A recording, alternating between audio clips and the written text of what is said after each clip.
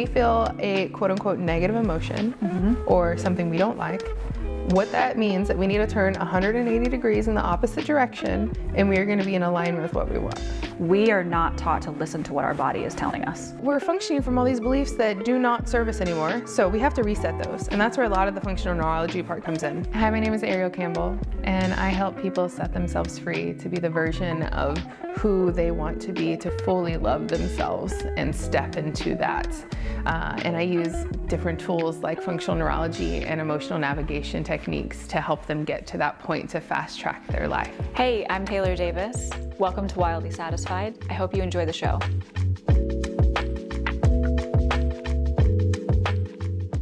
And we're back. I'm so excited for this second episode in this series with Ariel, all about functional neurology and how we are self-sabotaging, stressing out for reasons, but really no reason, and how we're holding ourselves back from really stepping into what our next level is. So we're actually going to start this episode again with those deep breaths. So it feels so yummy. I know, it feels so good. Let's take a deep breath in and just welcome yourself to this moment. Welcome to life. Breathe in and let it go. Thanking yourself for being here right now. Thanks for being alive. Thanks for being in the room that you're in the car that you're in, wherever you're at listening to this. Take another deep breath in. And send some love out from your body. And shimmy, shimmy, shake. Move your body if your body wants to move. There's a lot of knowledge that's going to come through today.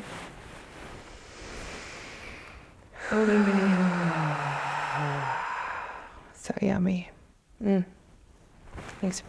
Thank you.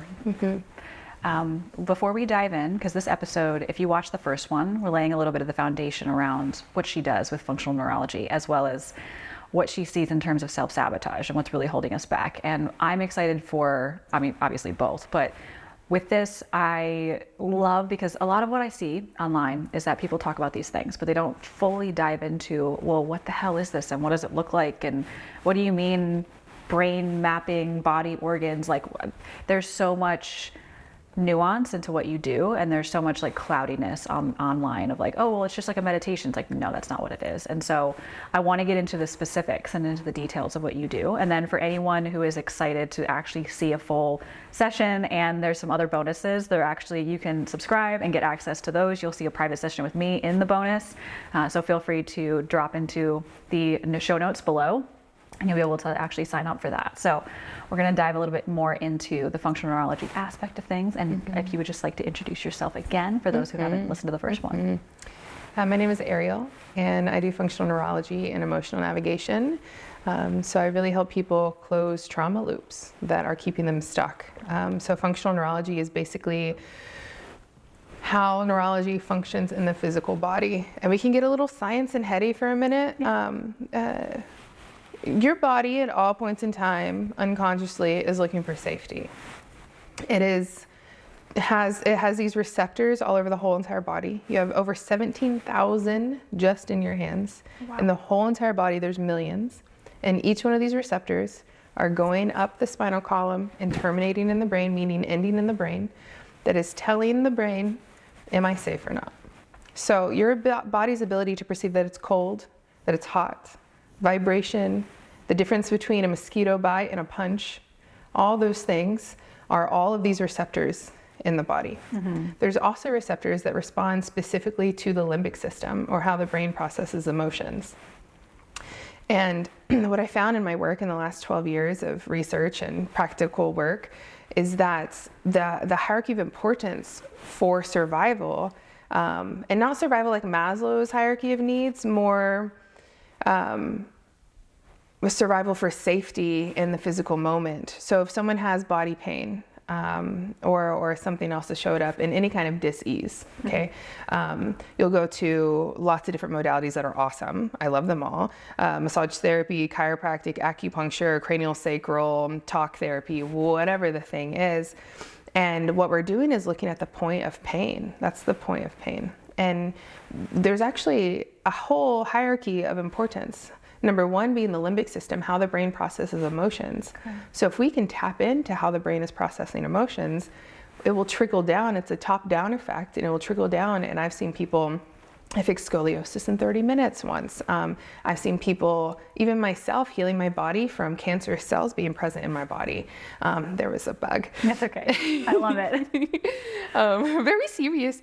It just made me not be serious anymore. That's okay. It's good. I need it.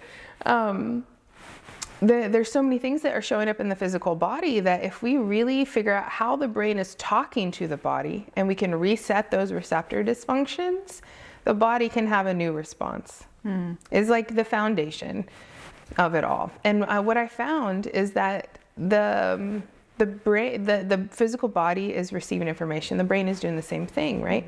So what sets my work apart from a lot of other styles of work is that we are talking specifically to the body. We can figure out which hemisphere the trauma is stored on. We can figure out if it's something that how the brain stored it, right? Because that's what it's about. It's not about the trauma specifically. We're going to call it trauma. We could call it anything. The experience that was too much, too fast, too soon for your nervous system. I don't really like the word trauma, but we'll put it there.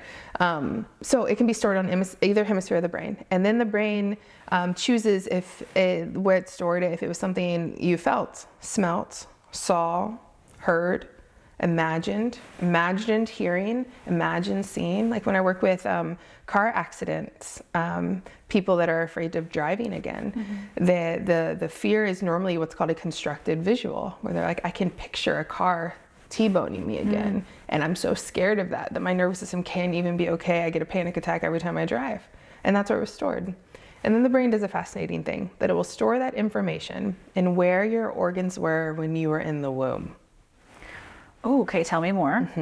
So they have dissected a fetus and found Jesus, okay. Okay. way back when. Okay, way back when. And found out of where the organs were in relation to where our body is now. Like our left chest and arm was all just our heart, and it grew into this part of the body. Our lungs were where our shoulders are now, and that grew down into the lungs. All the other organs are kind of around here, but they're very smaller spaces that are present. So the brain, what we have to figure out to get to this space of healing, with my work specifically, and I can teach people how to do this kind of stuff adjacent to at home. And then when they're like, I've done all this, but there's a level that I want to get to, that's when they start working with me and we can get to that next level for them. So this is just like exactly what I'm doing with people. So we figure out which hemisphere of the brain it's in. We figure out if it's something they felt, smelled, saw, heard otherwise. We figure out which organ it's connected to, if it's in the sympathetic or the parasympathetic nervous system. When we find those four things, quite literally we'll get a person to stare at an X in this quadrant of the eye, and it will bring the hemispheres of the brain together and essentially create a new neural pathway around that trauma that was related to those things. And so it takes about 90 seconds for the person to process the thing that they did not process fully. And once that happens, it's quite phenomenal. And I've done this so many times with so many people. It still blows my mind, actually, that like that can happen that quickly. It takes like 10 years of talk therapy down to 90 seconds. It actually doesn't blow my mind because I know, I mean, it's amazing. It blows my mind as it is amazing of what the body can do. But I remember when I was in college and I was learning about meditation and all these things because I was studying abroad in Italy, one of the things that I learned was about emotional regulation and how it takes 90 seconds. It's called an emotional refractory period, right? Yes. Where you actually only feel the emotion for 90 seconds or less. If you're feeling the emotion beyond those 90 seconds, you're actually caught up in like a rumination loop or something like that. And it makes sense because if you are going through those 90 seconds and you're processing the emotion, it's processing out of you, versus like if you're not processing it outside of it goes beyond 90 seconds, you're actually keeping the emotion inside of you. It's stored somewhere in your organs, which is where you come in. Yes, which brings into like fascia. Fascia is really fascinating. They're finding out that it's actually the most essential organ, or one of the most essential organs that we have, and it's an electrical current. It looks like spider webs, essentially underneath our skin and around each organ, around each muscle fiber, around our whole entire system, and it sends electrical signaling. So what they're finding is that emotions that go unprocessed in that 90 seconds are chemicals, and emotion is a chemical. That's all it is. The chemical comes to the body. We do not process it. it gets stored in the fascial tissue and it makes an adhesion. So it'll make a knot in a shoulder. It'll make gut dysbiosis. It will make knee pain. Acne on the face. Acne on the face. And then those things, and especially if somebody already has a space that they've had trauma, like physical trauma, like a car accident, fell on their tailbone, whatever, the body finds that as a space that like, that can hold it. So it stores all the stuff there. So someone comes in with like all of this back issue, back pain, not only do I look where the chakra is located, but I also look at what traumas have happened and why the body has stored everything there. As you were describing this, the visual that came to me was, it's kind of like if you look at the earth, and the earth is the body, right? Let's just go into like, Love it. But then you have all of these electrical lines that we've set up all around the earth, right? We have the towers and the lines for phones and everything. And that's the electrical currents, that's fascia that it's going through. And it's like, okay, well, all of this electricity is moving through all of these lines for phone and for internet and everything that we have. But if something, let's say one of them is disturbed or broken or whatever it is, you're gonna see the electricity go through and then it pop and blow.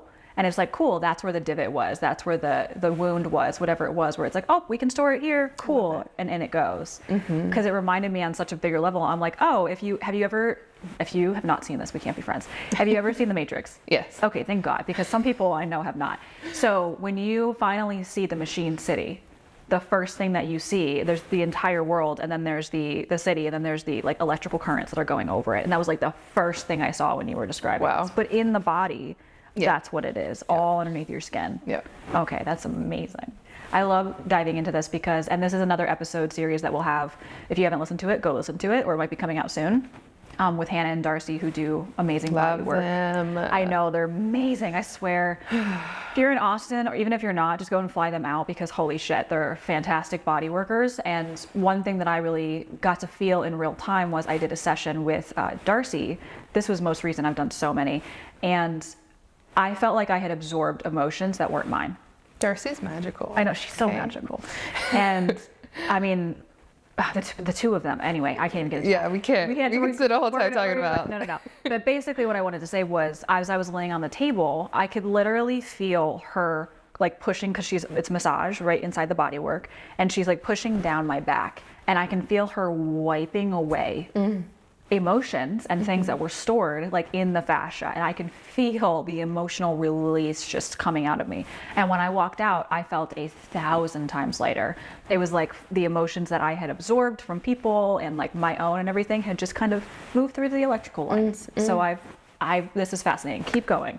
And like, honestly, I have to say this because it's like I had to go through functional neurology to find the woo. It's like I had to go through the science to understand what the fuck is actually happening in our bodies.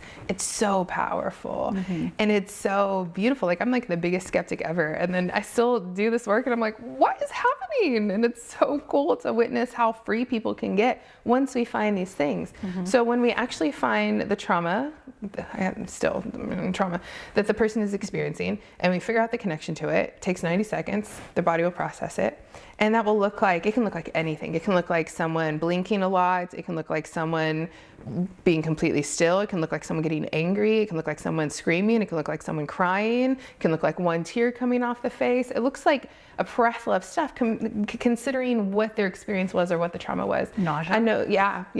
I experienced that when you did that to me. I was like, oh, I feel nauseous right now. Yeah. And it's, so when we look at like, okay, what is the underlying theme? Tends to be shame, right? Which is anything that's bad, wrong, broken, not enough, or too much. That tends to be one of the main bottom lines that I see. But when it looks at like, what is the common patterns that I see in people, I don't really see one specific, because each person's life experience is different. So it's a very catered experience to what they specifically have going on. Like, two people could grow up in the same household, the whole nature versus nurture, and both not get the love from their mother, but how did their nervous system interpret that? One interpreted that as I'm not enough, and the other one interpreted that as I have to work really hard to be enough. And so we have two different dynamics in just the way that the nervous system decided to perceive that information. So one could have something stuck in internal dialogue. The other one could have it stuck in things they wish their mother would have said to them. Yeah. Oh, very different experiences, same person that they experienced it with. So there isn't a commonality. It's like really catered to how your nervous system processes. And that's what's so beautiful about this work is we can do it specifically for you and your nervous system. I have a framework that I will go through and about, because if you haven't hired her, you should hire her. First of all. I changed her life in one session. In one session. Me too. It's like, It was so good. By the way, we're both projectors in human design, so recognizing each other, we're like, oh, yeah. Thanks. It's about recoding the nervous system. Oh, yeah, no, hold on. Yes, is that where we start? No, we reset the nervous system. Hi, I know what I'm doing. We reset the nervous system. So we're clearing stuff from past traumas or past life experiences that are not serving the person anymore. Like, we're not 13 anymore. We're not 8 anymore. We're not these kids. We're not these young 20-year-olds. We've had these life experiences that we're still living from these belief structures that are from back then.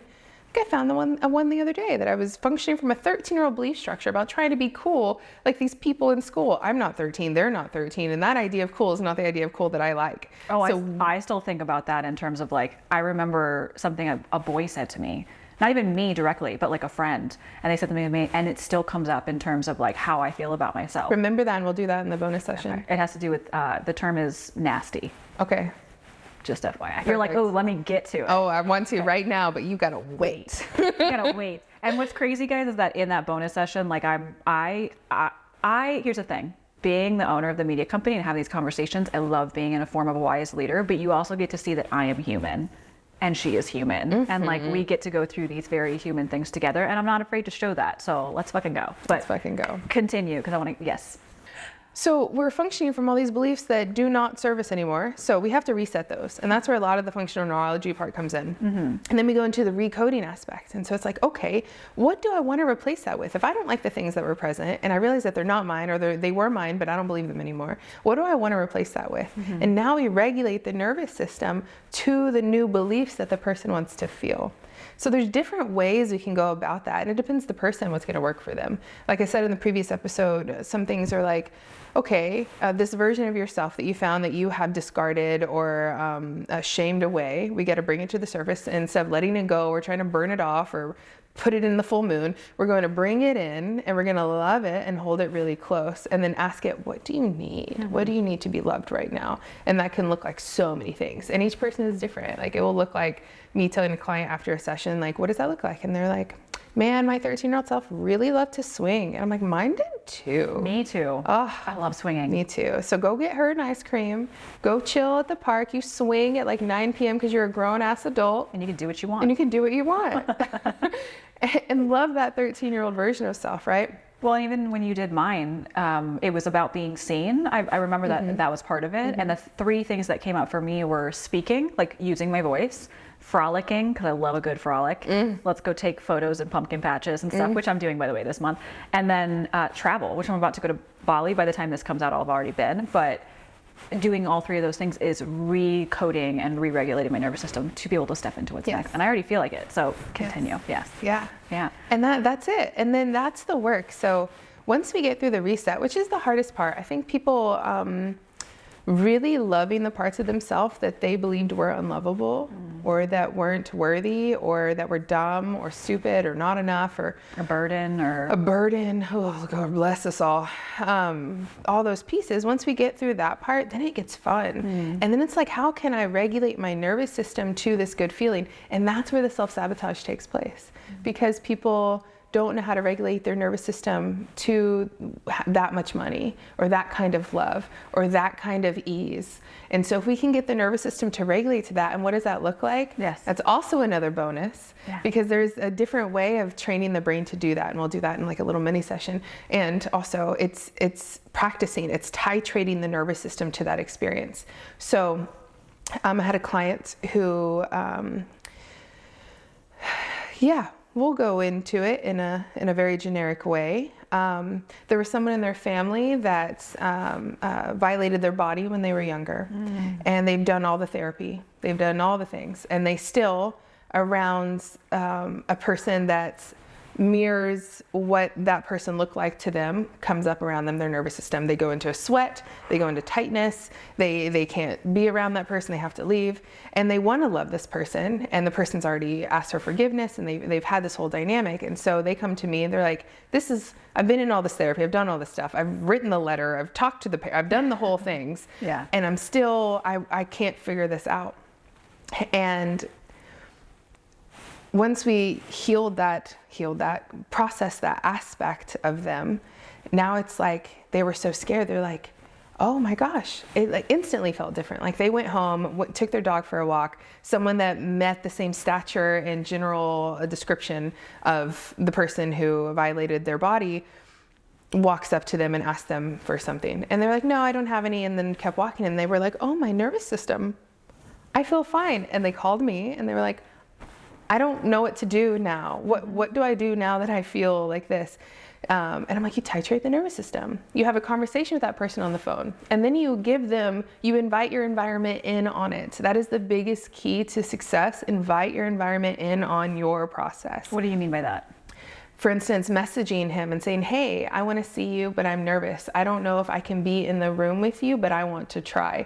Can we have a code word that if I need to leave, I want you to know it's not about you, it's about me. Mm-hmm. So that looks like maybe your body's flooded. Some people can't have words. If your body's too flooded, it's a sign. I can rub my hand on my chest and everybody knows I need to tap out for a moment. Yeah. Or I can be like purple banana, whatever the thing is that will help. We all know we have a what happens when protocol, essentially. Okay. That's like, okay, I'm going to try this with my nervous system. How close can I get? Can I get on the phone with you?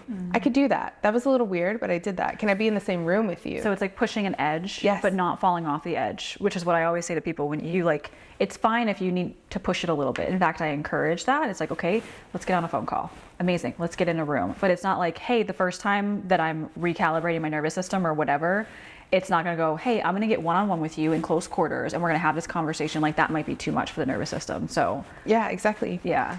So this is why I think that people self-sabotage, is because they try to jump from point A to point B, not realizing that there's so many things in the way, that there's construction, that there's stalled cars, that there's a detour, there's all this stuff happening in the way. And they're like, then they get to point B and they're like, whoa, I wasn't ready for that. That was a lot of stuff I just had to fake move through.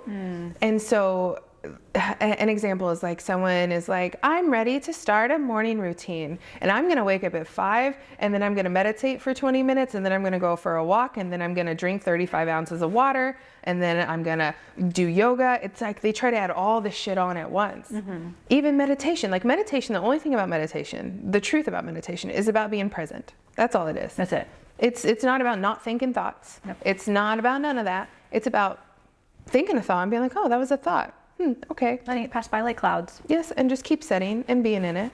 You can meditate doing the dishes. It's all about being present. Can you be present, right? Yeah. So someone's like, oh, I can't meditate. Well, can you meditate for a minute? 30 seconds. And then titrate up. Now I'm going to do 5 minutes. Same thing with weight training. You can't go into the gym and just immediately leg press 400 pounds. No. I do now. I didn't start that way. You go. I started out like 100 pounds and I was like, oh, okay. Right? So it's a titrating the nervous system. And people forget that. We do that in so many other ways, but we don't do that in our emotional regulation. Yeah. Oh, I feel like there's so many questions I have here, but I'm like, what do I want to focus on? With the self-sabotage, because in this, like, there's a lot of burnout that happens in the world. And for us, there's something you just said about, oh, well, you want to make that money or you want to, it's whatever that point B is, right? You want to be the speaker on the stage writing the book. I'm going to just keep using that since we've used it so much. Yeah. So great, but you might get there, be like, oh my God, I'm here, but then your nervous system can't handle it. And then you backtrack, which happens a lot to people. It's kind of like when you get the lottery money and then you blow it all because you physically, like you can't actually hold it. But I feel like, you know, with burnout specifically, burnout is when we've gone too far. Yeah. Like the nervous system's wrecked, a raw nerve. And so it's like, yes, how can you navigate the stress before we get to the point of, oh my God, we're burned out and we have to recalibrate and come back from that. But with stress and us trying to get to that next level, because a lot of what this season is about and what this company is about is stepping into a new form of leadership where our nervous system is not wrecked all the time, where we are being a easeful, pleasurable way of life, right? And from what you're saying, what's the thing where what can they do basically between, okay, here's point A and point B, and I know that there's the 3 things that you do, right? Is there anything else in terms of that that's really helpful to actually, you said edging, is there anything else that they need to do in that time to actually like it calibrate to that new version? Or is it like, we'll see that in the bonus? I mean, you will see it in the bonus, but I like plugging those. It's fun. Yeah, me too. Yes, and it is to get to know yourself. That is how you know. We blow past our signaling all the time. I have many clients that they won't stop unless they're sick. Burned out? Burned out. Like they're mentally can't or they physically can't. And it's because they've blown through their signaling. Because in our society, we're taught that we have to, harder, better, faster, stronger, more is not enough. Keep pushing. Ugh. When it's like, whoa, the exact opposite is actually true. Yeah. And if we learn our own nervous system, your body's giving you signs all day long. I have signs happening right now, and I can hear them and then be like, oh, that's nice. Thanks for telling me. This is a relationship. This is the one relationship you will have forever is to this body. And we spend so much time on the outside of us trying to get love and appreciation when what we're really looking for, like if you're looking for someone to love you, what you're really looking for is for you to love yourself. If you're looking for someone to accept you, what you're really looking for is for you to accept yourself. So if you see that, you're like, man, I really want this person to accept me. It's like, what part of me needs to be accepted? Can I accept that part of myself? Thank you for giving me that mirror. I appreciate that. Does that make sense? Oh, yeah, absolutely. When you said it, I was like, if you're looking, because it's a projector thing too, if you're looking to be recognized from someone else, how do we recognize ourselves? Yes. Same thing. Yeah. Okay. So it's about really learning your own nervous system and giving yourself permission to know your own nervous system. Yeah. I was on another call with a client. I do Zoom calls with clients as well, and those are fucking so fun and powerful. And he had abandoned himself when he was like 12 years old. And he was bullied and made fun of a lot in his childhood. He's a successful man, and he's navigating a divorce, and he's navigating changing businesses and his money being gone, and all these, everything is like up. And what it has to do with is that little 13-year-old boy that he abandoned, that wasn't good enough, that was stupid, that wasn't getting love. And we went through the process, did the whole thing, and he's in this moment of tears. And I told him, I was like, you have permission to touch your own body. Because he was like, man, he just needs a hug. And so he hugs himself like this. And I'm like, you have permission to touch your body how you want to touch your body. And then he started actually hugging himself. Like fully. And I said, my body loves to be caressed. Oh. And then he starts like touching himself and actually giving himself permission to touch his own body. And we're so afraid of that because what's that gonna look like? It's safe to move in this way, but if I move in this way, that's weird. When it's like, that's what my body's asking for. And how many times am I gonna abandon my body for someone that is not gonna be with me when I die? The first breath we have in this body and the last breath we have, it is an inhale and an exhale. That is the first and the end. And we have this expansion and this contraction and expansion and contraction and expansion and contraction our whole life. And we're expanding with ourselves, and we contract inside, and we're like, oh, what do we need? Oh, I'm gonna bring it to the world. Oh, what do we need? I'm gonna bring it to the world, and oh, what do we need? Over and over and over.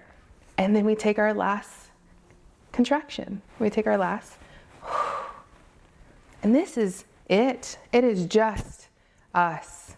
It's just me and this beautiful body, and it's you and your beautiful body. And it's you and your beautiful body. And we get to love our bodies with each other. And learn the language of our bodies. Learn how we're speaking to, because it And is my always, body has a beautiful language. know. I love learning her language. I love it too. And it's funny because this is something that I talk about all the time with people is we were not taught to honor what our body is telling us. And in fact, a lot of culturally, especially in the US, but everywhere around the world, and even like the way that we sell, the way that we are being sold to, the way that we've had relationships in the past, we are not taught to listen to what our body is telling us. We're taught to ignore it because that's just us playing small. That's just us arguing for our limitations. That's just us not really following what logic is telling us and our emotion instead of like of our emotions, right? We put a lot of focus on, oh, well, but your brain, like, think with your head, don't think with your heart, don't think with your emotions. And I'm like, yeah, but what if you just listen to your body and what your body is telling you? We are emotional beings. We are meant to feel emotions. They are actually one of our superpowers. Yeah. All emotions are doing one thing. Yeah. And it's leading us closer to our alignment. When we feel a quote unquote negative emotion or something we don't like, what that means that we need to turn 180 degrees in the opposite direction, and we are going to be in alignment with what we want. If we feel something that we like to feel, keep going that direction. That's it. And so we need the emotions to be able to navigate our life. And so to tell us to get out of our emotions and into our head and stop listening to the body that is processing the emotions is doing a disservice to your whole entire life experience. And once you start honoring, and I want to say one other thing, because someone said to me about trauma and like how actually if you're in like an over traumatized state, or like your nervous system is completely dysregulated, you might not be able to listen to your body. So I want to come back to that. But I will say that something we talk about, and one thing I do love about human design with this is that you have an internal guidance system as your authority in your, like, in human design. And so if you're like, oh, I don't know what to listen to and what not to, it's like, cool, go look at what your authority is, just go play with that. But also getting to know your body and getting to know how your body responds to certain things and being like, okay, what's a yes versus what's a no? For example, and I'll, like I said, bring human design into this again, is I'm a splenic authority. So I had to learn that I know instantly. I just know. I know if it's a yes, I know if it's a no. And the more I ignored that, because someone was like, well, just think about it. I'm like, no, I don't need to think about it. I know instantly. And then when I got to know that there's two sides to the spleen, one is survival. Is this good for me? Will I survive from this? Like, that's what the spleen does. But there's a version of fear in that, and there's a version of knowing. Knowing is what you operate from, not from fear, in terms of the splenic authority, at least. And all of that to say, your body has a language that it is always talking to you through. And the more that you spend time learning what that language is, because like you said earlier, you're not getting out of this. Like, this body is what you have for the rest of your life. And the more that you are taught to ignore what your body and your emotions are telling you, the more you're going to be in pain. This is why we have so many problems in relationships. When you meet that person and you're like, oh, I don't like you, more time with that person is not going to make your body like them. It's going to warp your mind through gaslighting and things like that. And so I don't ever want to demonize or villainize your mind, but I also want people to understand and to know this, and I feel like a lot of people do know this now, is that we've been conditioned a lot in the mind, but your body is always telling you when something's off. So please start listening to that and start letting that guide you in where you need to go.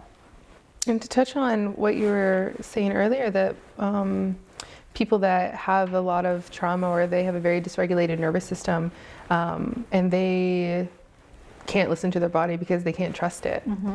That's it. You can't trust it. So how do we build trust with ourselves? That's the question. Yeah. How do I build trust with my body? Because I had to do that. I've been through so much shit, girl.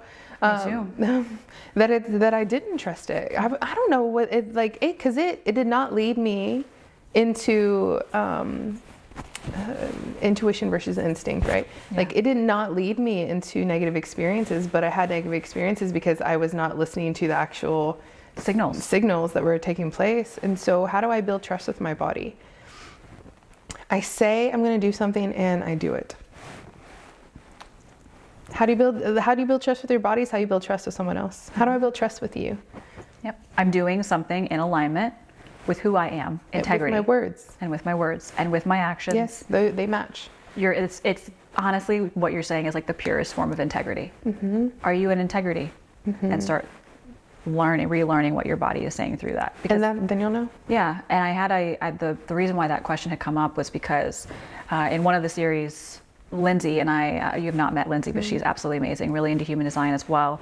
And we were talking about how your body is the all-intelligent vehicle, and it's like a self-driving Tesla. And I mentioned this in the last episode as well. And someone's like, and it's basically you just need to be the passenger and just let your body guide you where you're supposed to go and move through your life. And it's telling you, I don't like the terms right and wrong, but it's telling you when something's off or when you need to change directions or what feels good or what doesn't, that type of thing.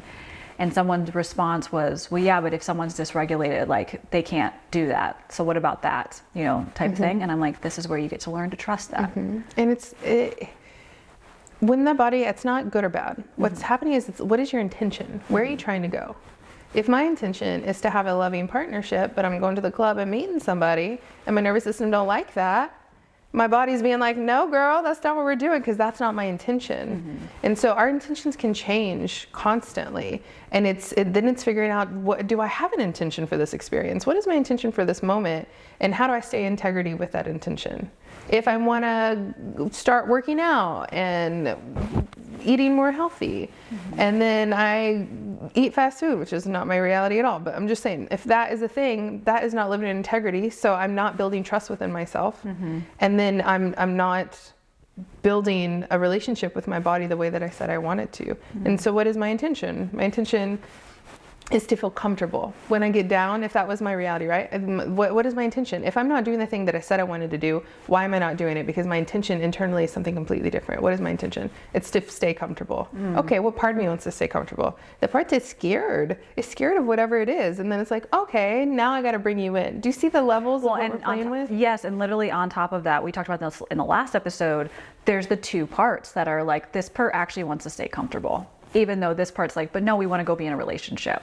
So it's seeing how those interact. Yes. That's amazing. As you were speaking, what I reminded me of was a story that actually I had been to the Condor Approach many times. And this time that I went, it was my first time speaking. And I decided to come for the entire 4 or 5 days at the time. And when we were, I think it was in like September of last year, and it was the day I launched my company. It was the day I launched Wildly Satisfied. Not as a media company, just as I had been doing like branding for years and messaging and marketing and copywriting and stuff like that, but I was officially having Wildly Satisfied as my brand. And I'm like, okay, and I'm gonna speak this day. It was like within the next day that I came back and speaking, you know, I probably should not have had that quad shot latte. It was not a good choice. Didn't listen to my body then.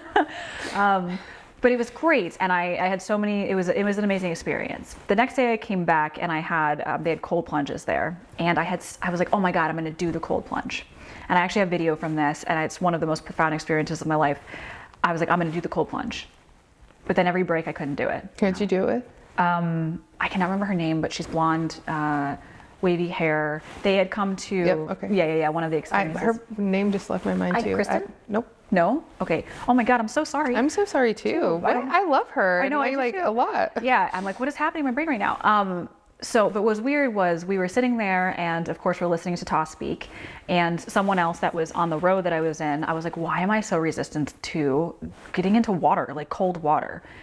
And this person speaks up and basically is like, well, the cold reminds me of something, and she starts going into this, and I'm sitting there at the desk watching this happen, and Todd looked at me at one point because I think he could see what was happening, and I'm just crying. I start crying because as she was talking about the cold, my body goes, oh my God, and it started making all these connections. I don't want to get into this cold water because it reminds me of the hospital. I was always cold in the hospital. Growing up, when I was cold in the hospital, I was on display and getting picked at and poked and prodded, and all these people were touching me without my consent, and I was just on display for everyone. I was never safe, and as they were experimenting and playing and practicing, because I'm like practicing medicine on me with the best intentions, my body was also being violated against my will. And all these things came into connection. Well, and what's crazy is that I have always been, rightfully so angry when I hear about women being violated. But I would get so angry so fast. I even now I still do. When someone's like, oh yeah, I was sexually assaulted, I was like, I get so mad. Like I can even feel it right now in my body. And as I was growing up, I was like, I don't understand why. I understand from a like moral standpoint of that should never happen to someone, why I'm so angry. But I was like, but I've never been sexually assaulted. I've never been like anything like that. So why is it such a visceral reaction in my body? And then when I sat there and all these things started connecting, I had to come to terms, and I wrote it down, and I actually spoke about it later. I recognized that while I have never been sexually assaulted, I was physically violated as a child under the guise of being helped by doctors who I was supposed to trust, who also gaslit me. There's a lot of medical gaslighting around, this is all in your head, you're making it up, we can't find anything wrong with you, so you must be trying to get out of school. Like, I could tell you my childhood was crazy, on top of other things that were happening. And so part of the reason why I'm bringing this up is because as you're describing this, what I did was that all came up, I connected the dots, I worked through it, my body had a release, and then I was like, okay, it's time to go into the cold plunge.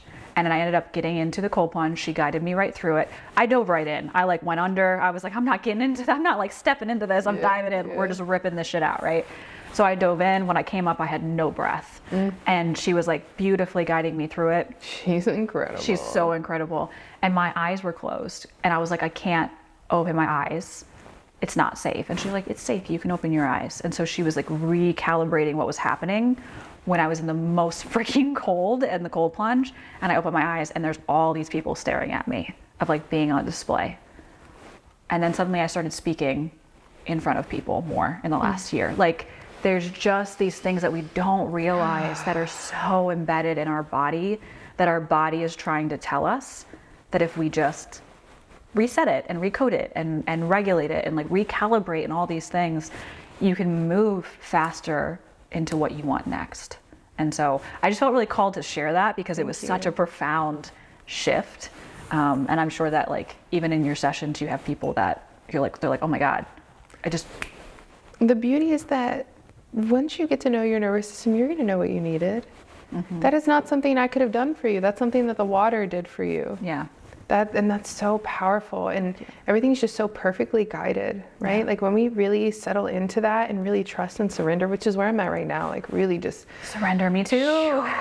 I'm so in that right now in my life. I'm like, you know what? It's all beautiful, and somehow I've gotten here. Yeah. And I did not have half the tools I have now to get me to here.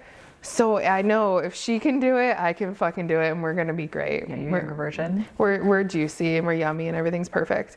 And when we set in that, like, so everything can be a teacher and a healer. Water can be a teacher and a healer. There's so much beauty out there that you don't have to do this specific work that I'm doing. It's powerful and it can be transformative. And like, what is calling you? What, like, when you listen to yourself and you don't judge whatever's coming to the surface, what is calling you?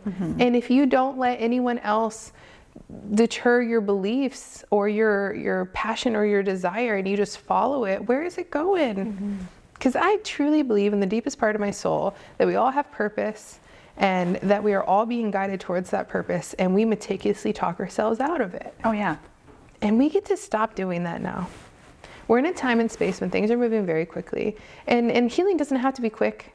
Thriving doesn't have to be quick. We can take it as slow as your nervous system wants to go. That's one of the first things I say in a session with someone. I'm like, we can go as quick or as slow as your nervous system wants to go. This is your game. This is not my game. And I'm here to just hold the space for however it's going to happen. And I can regulate with you wherever you need to be. And we are living in a very fast-paced time, very fast-paced reality. And it is time to finally let that shit go. It's finally, let it go. It's finally time to love that shit. It's finally time to bring it into your nervous system and realize like you don't have to live from that functionality anymore. You get to create a new function. A new operating system. A new operating system. Yeah, you got to get to upgrade that. Oh, please, let's go. Yeah, and I feel like we do need to upgrade it. Otherwise, we're going to constantly self-sabotage. If we don't upgrade it, we're going to be stuck. And that's the feeling of stuckness a lot of people have, where it's like, actually, you can recalibrate this and you can step into what your next level is. It's time. It's time. It's time. Any last words you want to say to the people listening? That we have 3 bonuses. Oh, she's so excited about this. I am so excited. So there'll be a guided visualization to picking up a piece of you that you've left somewhere that's really beautiful. We're going to do another meditation style of getting your nervous system to calibrate to the life that you want. That one's really beautiful. And then we're going to do a private session with you. I'm so excited. So all of those are going to be beautiful. I'm so excited. I want to say thank you. Thank you for doing this with me and having this conversation. I feel like it's really powerful. And I love connecting with you in this way. And if anyone is wanting to work with me or know more about working with me, my Instagram is Healing with Ariel. My website is healingwithariel.com. There is a free chemistry call that you can jump on with me, and we can talk about your life experience. And if there's anything that you want support on, I am here and ready to help you however you want to be helped. And all of those links will definitely be in the description. So don't worry, we'll just link all of that. All good to go. Cool. And one more thing. Yeah. You're perfect. Aw. Like, that's it. Like, you have everything that you need inside of you if you just trust you. And if you've never heard that before, if this is the first time you're hearing it, or if you've heard it a million times, when are you going to believe it? That you have to buy in on you. You have to fully buy in on who you are, and you got this. I love you. We both love you. So much. All right. We hope you go and check out those bonuses. Make sure to go into the link below. There will be plenty of information there for you to sign up and to be able to get all 3 of those and be able to see me in a little bit of my vulnerability because I'm about to be recorded doing this. And if you have any questions, there's also always a Q&A form down below. If you have questions for Ariel, if you have questions for me, I will get them to her. Who knows, whenever she comes back to Austin and we get to sit, maybe we'll do a live Q&A. Maybe whatever you have, just send them our way. Or you can actually reach out to her and have that conversation too. So we're so excited, and we will see you guys soon. Thank you so much for listening to this Wildly Satisfied production. I hope you enjoyed the show, and we would love it if you would share it with someone that you love, leave a review, or come tag us on social media at Wildly Satisfied.